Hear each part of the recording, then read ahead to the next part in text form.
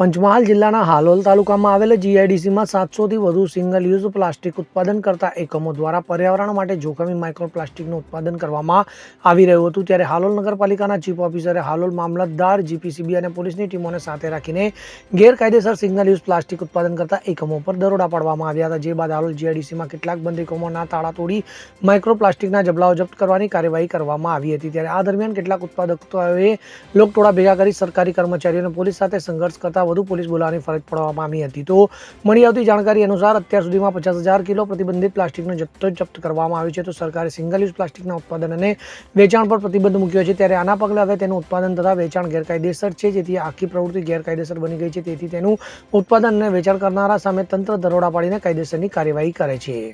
કિરણ ગોહિલ સાથે CN24 news, Halol. હવે જુઓ દેશ દુનિયાની તમામ ખબરો તમારી આંગળીના ટેરવે. ઉઠાવો મોબાઈલ અને ગૂગલ પ્લે સ્ટોર પરથી ડાઉનલોડ કરો અમારી CN24 ન્યૂઝ મોબાઈલ એપ.